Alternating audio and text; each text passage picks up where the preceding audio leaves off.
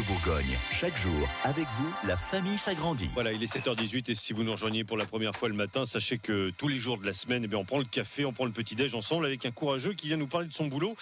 Et aujourd'hui, je reçois Jérôme Vosso, directeur de Pro Expo, une société de salons virtuels. Pro Expo a vu le jour en 2010 avec un concept simple, organiser des salons dans des espaces créés sur Internet à la manière des salons que vous pouvez fréquenter en vrai dans les parcs expo de la région. Votre société, Jérôme, compte déjà une vingtaine de salons en France. Le dernier en date, vous l'avez organisé il y a quelques jours de cela.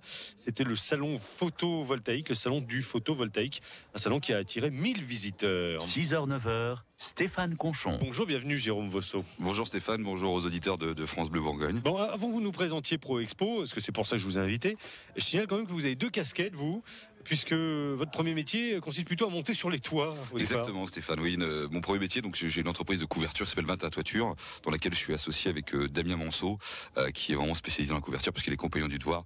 C'est une petite PME dijonnaise, et donc voilà, c'est effectivement la première entreprise avant de bifurquer sur donc Pro Expo, qui comme vous l'avez dit, est une entreprise qui organise des salons virtuels, mais qui aussi commercialise et loue cette plateforme de salons virtuels. Voilà, bon, alors, vous aimez ce qu'on appelle les NTIC, 4 lettres pour signaler les nouvelles technologies de l'information et de la communication. Exactement, donc les NTIC, voilà, vous l'avez dit, une nouvelle technologie de l'information et de la communication. Effectivement, ce que nous on propose comme produit, c'est clairement un nouveau média, c'est une nouvelle manière de communiquer, de manière écologique, économique, et on va éviter de faire déplacer les visiteurs dans un salon qui pourrait se situer à Paris ou dans le sud de la France. On va gagner beaucoup de temps et surtout beaucoup d'argent. Voilà. C'est un concept qui est né aux États-Unis, comme c'est souvent le cas. Exactement. Il y a à peu près 6 ans de cela, et ça arrive en France. Vous avez attrapé le train, non pas en marche là, mais vous êtes monté dedans au départ, vous, hein? Oui, exactement. J'ai eu la chance de rencontrer donc les fondateurs de cette plateforme, donc l'entreprise V3D, avec donc ses fondateurs Laurent Sobrevilla et Thomas Letcher, qui ont développé cette plateforme pendant 4 ans. Donc c'est une plateforme qui est vraiment une ergonomie qui est vraiment très très jolie. On a l'impression d'être dans un jeu vidéo, mais en toute simplicité. Oui. Donc on a vraiment l'impression d'être dans un palais des congrès comme celui de Dijon, et c'est vraiment très très sympa et très ergonomique. Alors comment ça se passe concrètement? Et avant de parler du photovoltaïque, par exemple, le dernier en date, vous proposez à des professionnels, à des particuliers de venir sur ce type de salon, c'est ouvert à qui? Alors c'est une bonne question Stéphane. Donc nous, en fait, ce qu'on fait, c'est qu'on est organisateur, donc on est capable d'organiser des salons de tout type. Hein. On a parlé du salon virtuel, donc du photovoltaïque, vous l'avez cité juste avant, qu'on a organisé il y a quelques jours. Mais on a encore des projets comme le salon virtuel de la franchise ou le salon virtuel sur les comités d'entreprise. Donc vous voyez, on peut vraiment organiser tout type de salon. Donc notre métier, c'est organiser, mais c'est aussi commercialiser cette plateforme et la louer afin que certaines personnes qui ont une idée puissent organiser leur propre salon dans leur domaine d'activité.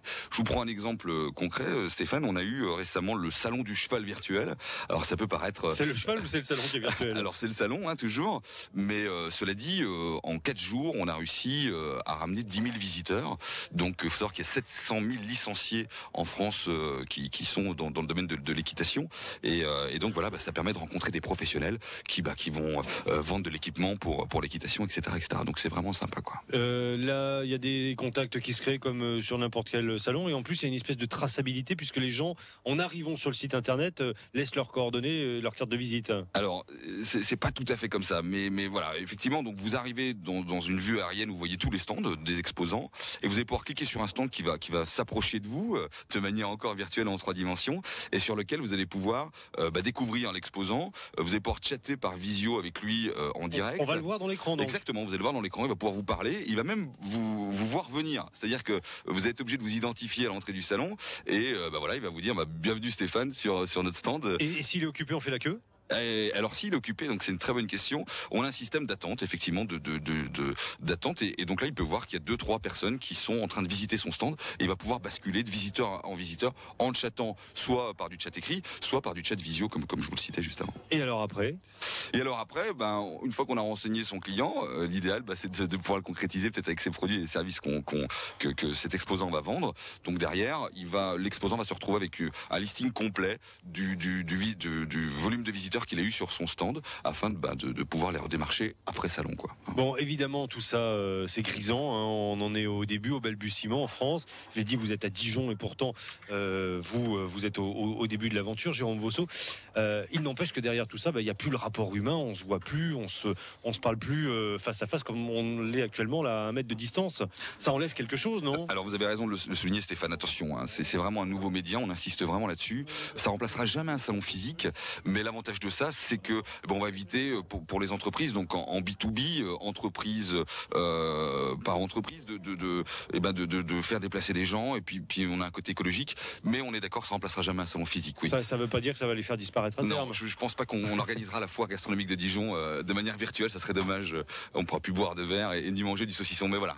Bon, en tout cas, notez bien hein, ce type de salon et ce type de communication organisée par Pro Expo, tout au pluriel avec un S à Pro et un S à Expo. On mettra tout ça en lien sur notre site internet, sur le site www.bleubourgogne.fr. Un dernier mot avant de vous laisser partir bosser? Oui, Stéphane, je passe le bonjour d'ailleurs à mon associé Marilène Meunier, qui est une spécialiste de la communication, qui travaille donc avec moi dans cette aventure.